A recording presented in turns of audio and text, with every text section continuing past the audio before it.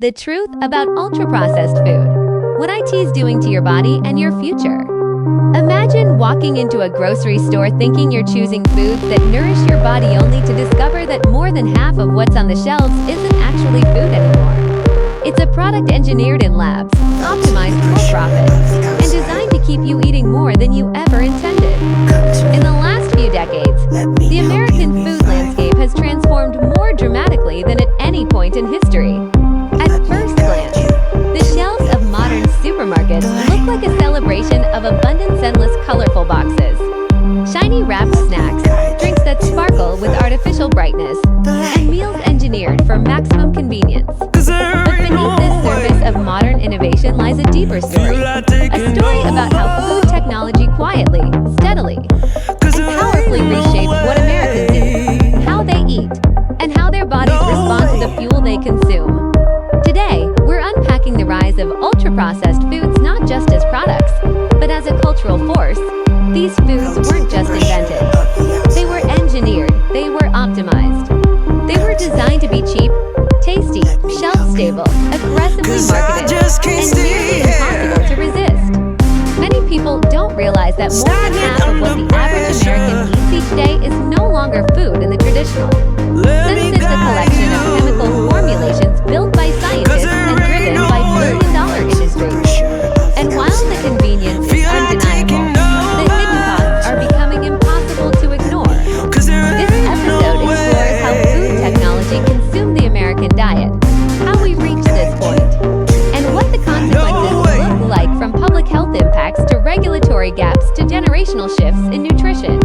This is a deep dive into a system that touches every household, every demographic, and every plate of food, often without the consumer even realizing it. Before we can understand the scope of the problem, we must define what ultra-processed actually means.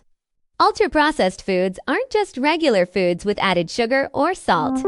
They're industrial creations built from ingredients that rarely exist in home kitchens, such as artificial flavors, gums, stabilizers, emulsifiers, hydrogenated oils, colorants, and chemical preservatives. They are the result of complex mechanical, chemical, and biological processes that manipulate raw ingredients into something entirely new. Think about the difference between roasted chicken and chicken nuggets, between a baked potato and a bag of crunchy potato crisps, between freshly squeezed oranges and shelf-stable orange drink mix. These products look like food, smell like food, and trigger the same pleasure centers that traditional foods do. But nutritionally, they behave very differently in the human body. They're engineered to be hyper-palatable, meaning the perfect balance of sweet, salty, and fatty that makes the brain light up with addictive reward signals. Food scientists call this the bliss point. It's not accidental. It's the design. Ultra-processed foods have become the backbone of the modern American diet, not because people prefer them, but because they have been made unavoidable, cheap to produce, cheap to buy, aggressively marketed, and available everywhere, from gas stations to school cafeterias. How America became dependent on ultra-processed foods. The rise of industrial food wasn't sudden. It was gradual, layered across decades of technological innovation, economic shift, and aggressive corporate strategy. Several forces pushed Americans toward higher consumption of ultra-processed food. 1. Affordability and economic pressure. Fresh food is expensive. Ultra-processed food is cheap. When families live paycheck to paycheck, affordability often wins over nutritional quality. 2. The convenience boom. In a society that values speed, processed foods became the default choice. Quick lunches, microwave dinners, grab-and-go snacks, everything catered to a lifestyle that increasingly left no time for cooking. 3. The marketing takeover. Food companies poured billions into advertising, especially toward children. Mascots, cartoons, colorful packaging, healthy buzzwords. These tactics shaped preferences from an early age. For technological innovation. The food industry discovered new ways to extend shelf life, intensify flavor, and replicate textures that feel indulgent. Over time, these innovations replaced traditional food culture. 5. Accessibility in every corner.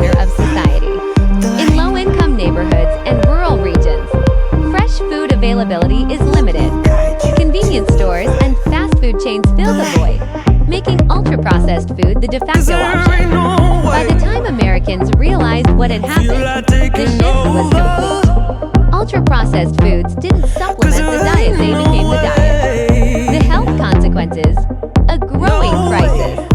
The documentary and numerous scientific studies highlight the alarming health consequences linked to ultra-processed food consumption.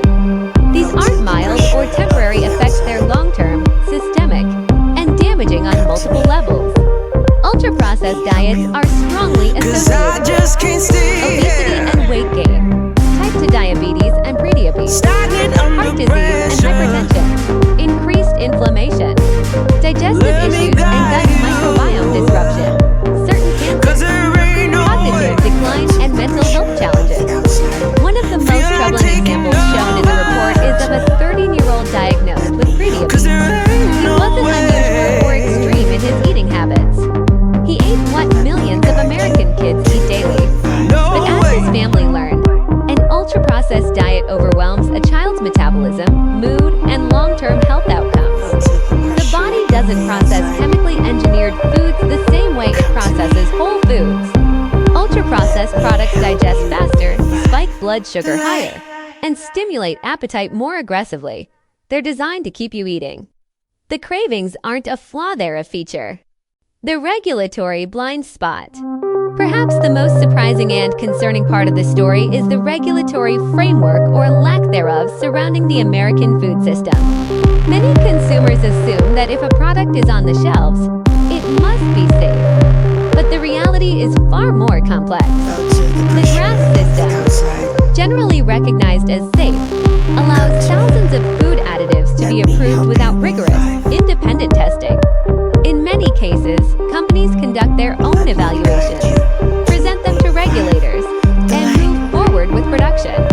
Critics argue this system is outdated, under-enforced, and far too lenient. Modern food additives are far more complex than those studied decades ago, yet regulatory oversight has not kept pace with technological innovation. Some observers believe that federal agencies are underfunded, overstretched, or simply too slow to respond to the rapidly evolving food landscape. The result? A market flooded with products containing ingredients whose long-term health impacts are still unknown. The marketing trap and consumer confusion. Another major theme is the confusion faced by consumers.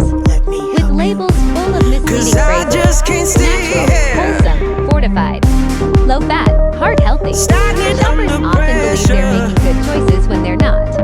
Children are especially vulnerable. They're targeted by bright packaging, mass ads, and media campaigns that create emotional attachments to brands long before they can understand nutritional labels. And once these dietary habits form in childhood, they're extremely difficult to change in adulthood. Even adults struggle to recognize healthy options. Many ultra-processed products are designed to look like whole foods. Protein bars disguised as health snacks, sugary drinks marketed as energy boosters, cereals labeled as smart choices without proper education. Consumers are left navigating a maze designed to mislead them, a cultural transformation. The rise of ultra-processed food didn't just change what Americans eat, it changed how they think about eating. Cooking became optional. Meals became snacks. Snacking became constant. Traditions around food preparation faded. Fast food became normal. The identity of the American diet shifted from nourishing meals to manufactured convenience. For many families, ultra-processed foods provide emotional comfort, routine, or affordability. These products aren't just filling a stomach, they're filling cultural gaps left by economic inequality, busy lifestyles, and the decline of shared meals. But the long-term consequences of this shift are clear. Widespread health crises, rising medical costs, and an entire generation growing up with a weakened understanding of what real food should look like. The rise of ultra-processed foods is one of the most significant transformations in modern American history. It reshaped the economy, the culture, and the health of the nation, often quietly, often invisibly. But now, the consequences are too large to ignore. As more research emerges and more families confront diet-related health issues, society faces a choice. Continue down the path of convenience-driven eating, or begin reclaiming the competition 'cause of I real just can't food that stay nourishes here.